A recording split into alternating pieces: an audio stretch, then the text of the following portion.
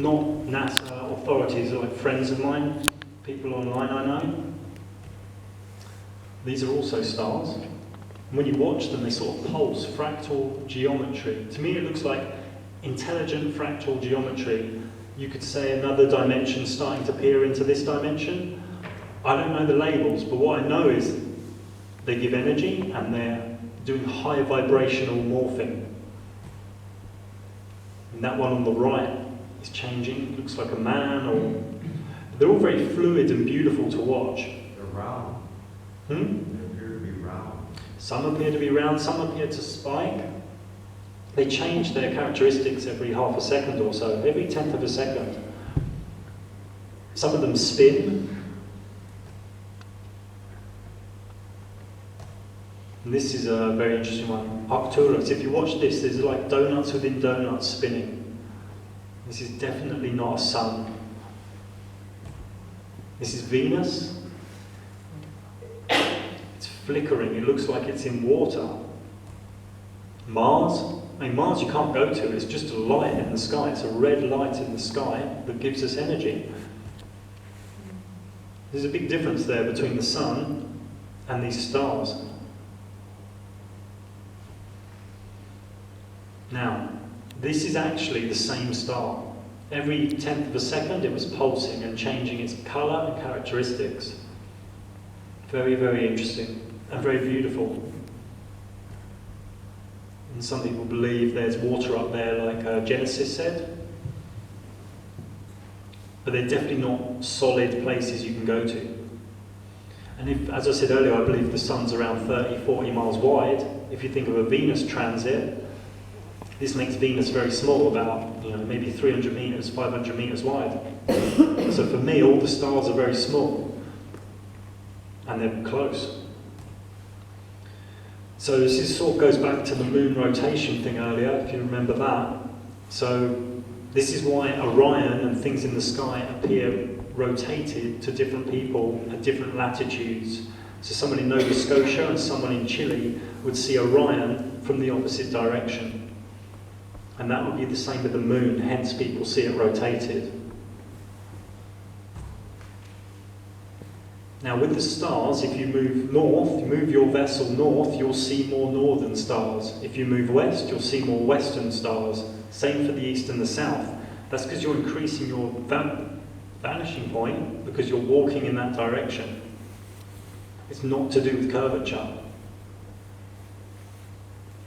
Now, what I would suggest if you're interested in the stars and the flat Earth is go to Stellarium software. It's very free, and you can just walk around the Earth. It acts as a flat Earth, and you can see what we see through direct experience. There's nothing there to prove anything is spinning or anything's a globe. It's just if we move north, we see more stars at the north. If we move west, we see more stars at the west. It's just our vanishing point is increasing with the direction we're walking in. And this might help with what I've just said. It's pretty much like that. So if that human walks to the right, his perspective and vanishing point is going to see more. Of course, I mean, hours could be spent on this very subject alone. And through direct experience, we can see some wheels in the sky, towards the south and towards the north. It is the stars moving and not us. There's nothing to suggest we are moving. It's the stars moving around us. Now I've been an astrologer for years, and this really messed me up, the flat Earth thing. I thought, oh my God, what's going on here? And I sort of stayed in and meditated and did some study on flat Earth, how it works on the flat Earth. And I'm now a flat Earth astrologer with professional clients, and what it's done is it made sure a lot of the house systems went in the bin, because a lot of the house systems work on a spinning globe, so they all went in the bin. Also, I changed the orbs. I'm not sure if you're familiar with orbs in astrology, but what this means is I don't believe Jupiter's much bigger than Mercury or Venus, whereas other astrologers, because they believe NASA, they believe Jupiter's massive, they believe Saturn's massive. But there's no evidence to suggest Saturn and Jupiter are bigger than Mercury and Venus. So I've made all the wandering stars, stroke planets, the same size. And what this yields is much more accurate aspects. such as a square, an opposition, a trine, a sextile. So I'm getting less aspects for each client, but much more accurate. And this is really working for me. It's really working for my clients. Well, astrology was devised on the flat earth anyway. It would never work on the globe anyway when you start looking at it. Astrology doesn't work at all on the globe. Totally. I mean, you see this image here. This is an astrology chart. In the middle, this is how all astrologers look at it. All astrologers look at it as though a flat earth's in the middle. They always see it as a flat plane. That's how all astrology charts are done. It's diagrammatically shown as a flat earth. So yeah, I've got a video online if you're more interested in flat earth astrology. I go into depth there on YouTube on the subtle changes I have made. Yeah, and astrology is another way to get to know the self, as some of you may know. So I also think there's another reason why, to do with this ball earth lie, because they want you to think stars and planets, let's call them wandering stars, are just lumps of gas and rock.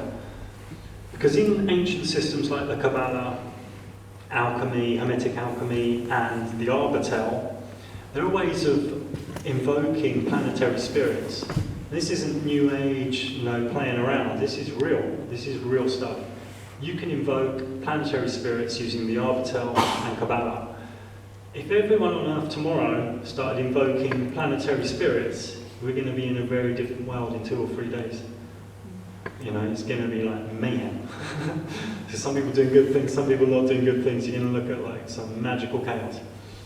So that might be another reason for this spinning balls lie. They don't want, most people, walk down the street, should we go and invoke some planetary spirits tonight? People think I'm crazy, they think it can't be done. I spent time in a mystery school for a year, 10 years ago. This stuff's real. Play around. I'm joking. So, when you're on the flat earth, there's two things. There's people who believe spinning globes, and there's people who believe flat earth. But there's also people who are living on the flat earth. It's like 3 different things going on. And the people I've met, and I know who are actually living on the flat earth, actually know it, and they've integrated it. You should find everything's kind of still, everything's kind of calm. Because, when you're a child, they tell you at school the sun's going to implode and blow up in a few million years, a few billion years. And you're like, it's mass trauma, that's mass trauma. And the teacher says to you, oh, it doesn't matter because you won't be here. But in your subconscious, you feel the whole of humanity is going to get wiped out. Every child's taught that at school. That's like mass subconscious trauma. Also the subconscious trauma of flying through space, maybe hitting a meteorite, whizzing really fast, anything can happen. This also creates deep subconscious trauma. But the people I know who are living on this flat earth have integrated it, they're really still and at peace. Things like a bill comes in the post, they just tend to toss it in the bin, because they know it's from that synthetic matrix land.